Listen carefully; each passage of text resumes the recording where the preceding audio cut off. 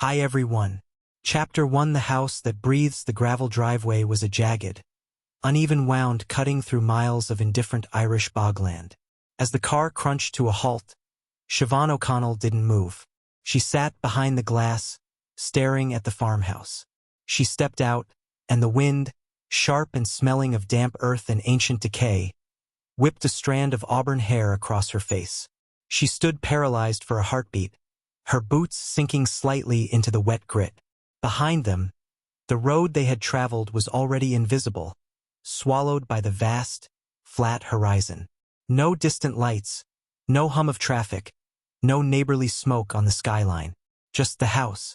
It stood low and wide, a squat beast of dark, uneven stone. It wasn't a ruin, but it was clinging to life by a thread, maintained with just enough grim resolve to keep the roof from collapsing. "Come on," Declan said, his voice startlingly loud in the vacuum of the yard. He was already at the back of the car, hauling suitcases out with a forced, manic energy. "We'll get settled quick. Best to get inside before the light goes completely." Siobhan didn't answer. She couldn't. Her throat felt tight, constricted by the rising tide of a realization she had been trying to drown since they left the city. "Is this it?" she finally managed to ask.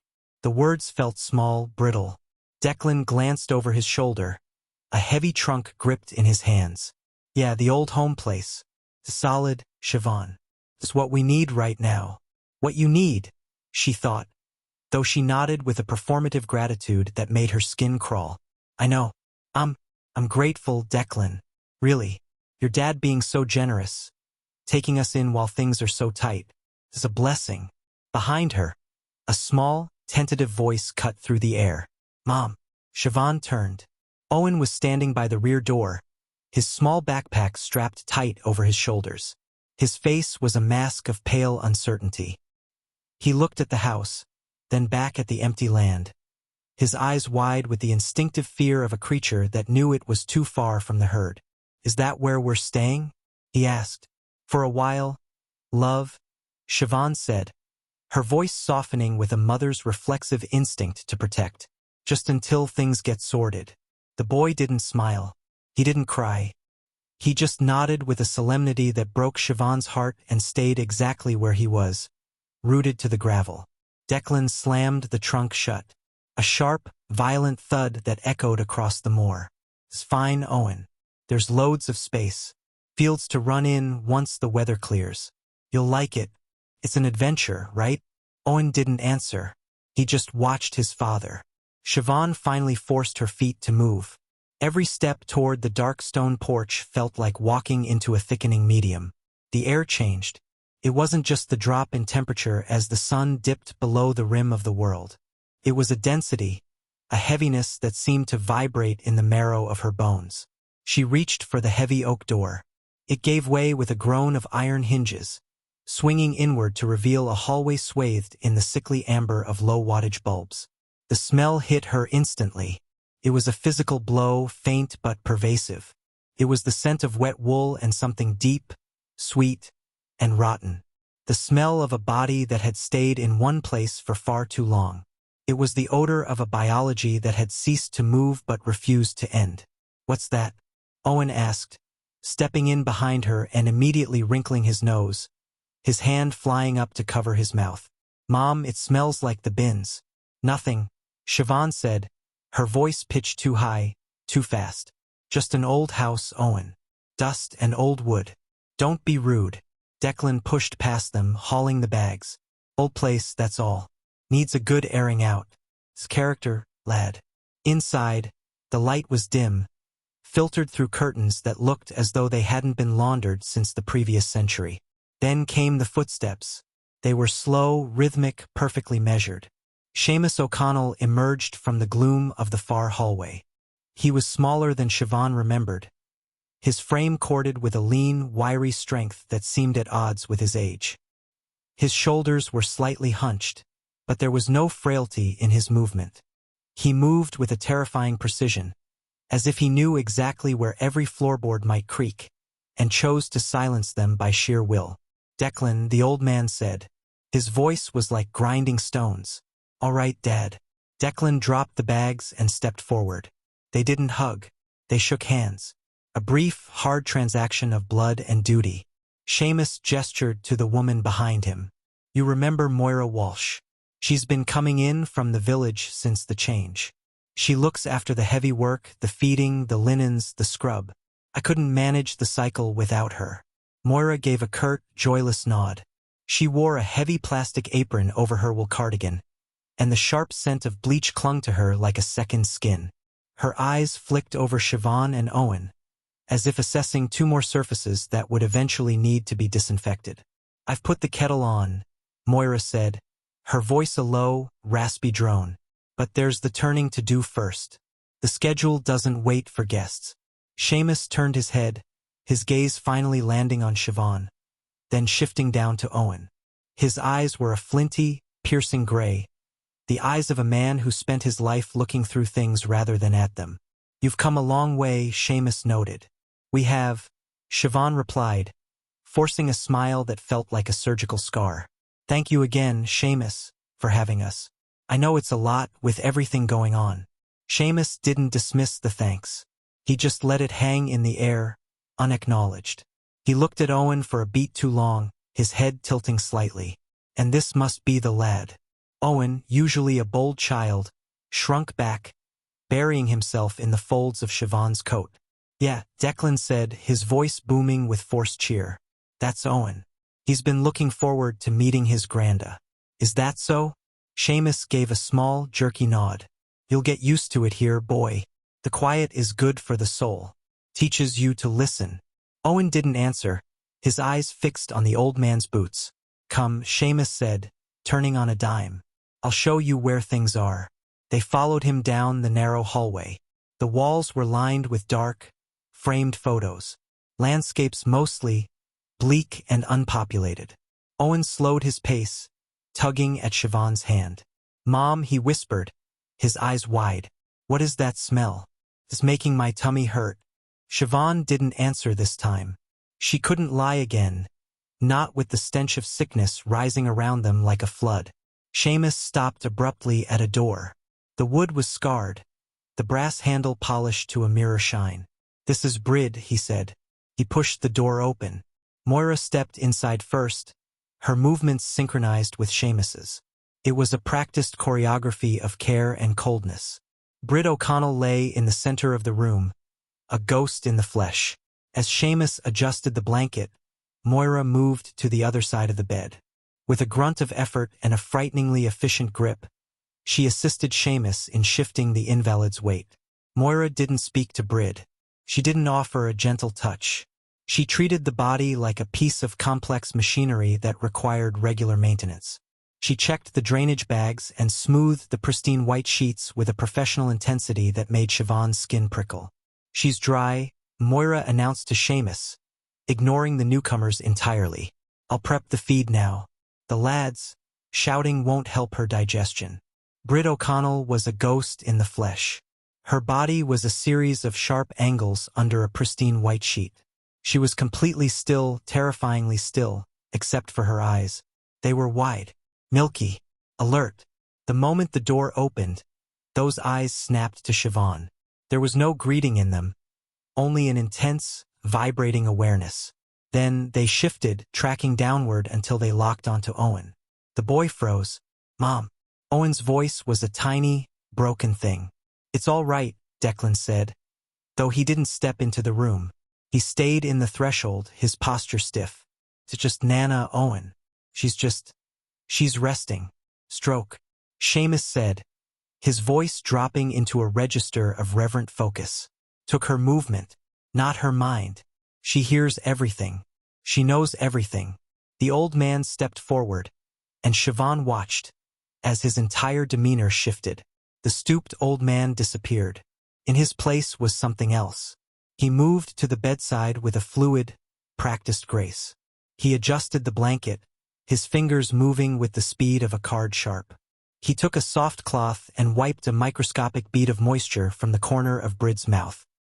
He checked the monitors beside the bed, his eyes scanning the readouts with a professional intensity that made Siobhan's skin prickle. You're all right, Seamus whispered to the woman on the bed, his voice suddenly tender, yet possessing an undercurrent of command. "We've company now. The boy is here." Brid's eyes tracked back to Owen. They didn't blink.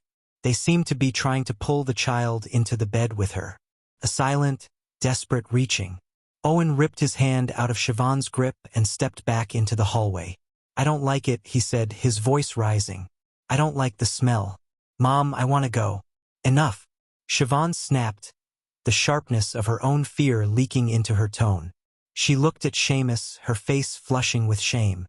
"I'm sorry, Seamus. He's just tired. It's been a long day." Seamus didn't react to the outburst. He didn't even look up from Brid. "We'll get you settled upstairs," he said calmly, as if Owen hadn't spoken at all. He stood up, his gaze lingering on his wife for a final, heavy second before leading them out. The door clicked shut. Owen stayed close to Siobhan now, his shoulder pressed against her thigh, his backpack still on, as if he were ready to bolt at a moment's notice. He didn't speak again. Upstairs, the room was vast and cold. The floorboards were bare, dark oak that had been polished until they were slippery. Declan dropped the bags with a sigh of relief. "There," he said, looking around. "Not bad, yeah? Better than that cramped flat in the city." Siobhan walked to the window. She pulled back the heavy, dusty curtain. Outside, the land had turned a bruised purple in the twilight. There was nothing, just the flat, uncaring bogs stretching toward infinity. "How far is the nearest house?" she asked, her back to him. "About a mile," Declan said. "Maybe 2. And you'll be gone," she said, her voice flat. "The work in town. You'll be gone most of the time." Declan hesitated, his shadow long on the floorboards. "I'll be around when I can, Siobhan. But Dad needs the help and the money is." "That's not what I asked, Declan." "It's work," he said, his voice growing defensive. "I'm doing this for us, to get us back on our feet. You should be happy we have a roof over our heads." Siobhan didn't push further. She couldn't afford to. She was a victim of circumstance, a passenger in a car that had crashed in slow motion over the last year. She looked at her son. Owen was sitting on the edge of the bed, his legs dangling. He looked tiny in the high-ceilinged room. He was staring at the closed door. "Mom," he said after a moment, his voice barely audible. "What, love? Do we have to stay here?" Siobhan looked at him, and for a second, the mask of the thankful relative slipped. She saw the room for what it was, a cell. She saw the house for what it was, a trap. "It's just for a while," Declan answered for her, his voice firm, brooking no further argument. Owen looked at his father, then turned his gaze back to Siobhan. She saw the plea in his eyes, the silent request for her to be the mother she used to be, the one who could fix things. She looked away, her eyes fixing on the dark, empty land outside. Downstairs, the front door creaked open and shut. Siobhan looked out the window to see Moira Walsh walking toward a rusted compact car parked near the barn. The caretaker moved with a brisk, tired gait, disappearing into the twilight. Even with Moira gone, the house felt no emptier. The woman had left behind the scent of industrial cleaner and the lingering sense that every minute in this house was accounted for, measured out in spoonfuls of medicinal mash and the rhythmic turning of a body that could no longer move itself. Siobhan realized then that Moira wasn't just a caretaker. She was the enforcer of the routine that kept the old lady alive. That night, the house settled. It didn't just get quiet. It became a void. Siobhan lay awake in the high bed, the sheets smelling of lavender and old sweat. Declan was sleeping peacefully beside her, a man who had successfully offloaded his conscience. In the adjacent room, the door was slightly ajar. She could hear the faint, restless shift of Owen in his sleep. At first, there was nothing but the wind against the stone. Then the house began to move. It started with a creak of wood downstairs. It was slow, deliberate. It didn't sound like settling timber. It sounded like a footstep. Then came the mechanical sound. A rhythmic, low-frequency hum. Rhythmic, consistent. Whir, click, whir, click. It was coming from directly beneath them. Brit's room. "It doesn't run itself," Seamus later said. "It needs watching. It needs timing." "Mom." Owen's voice came through the crack in the door, thin and trembling. "I'm here, Owen. Go back to sleep. I can hear something. It's just the house, love. Old pipes. Old wood. It's not," the boy whispered.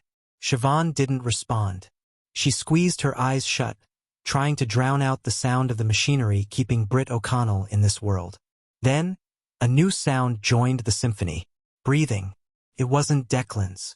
It wasn't Owen's. It was a heavy, wet rasp that seemed to come from the very walls. It was steady, measured, constant. It was the sound of a lung being forced to expand by a machine, a wet, labored inhalation that echoed up through the floorboards. Siobhan stared into the darkness, her heart hammering against her ribs. The house didn't feel empty anymore. It felt occupied, not just by Seamus and the shell of his wife, but by an energy that had been humming here for decades, a grim, unrelenting determination that didn't care who had entered its perimeter. She thought of Seamus's dedication to Britt. She thought of Britt's tracking, milky eyes. She thought of the mile of empty land in every direction. She closed her eyes, but sleep was a ghost she couldn't catch. Every time she drifted, the sound of the machine pulled her back. One thought stayed with her, circling like a bird of prey in the dark. This place is wrong. Downstairs, in the dark, the house continued to breathe. It didn't care if she was thankful. It didn't care if she was a victim.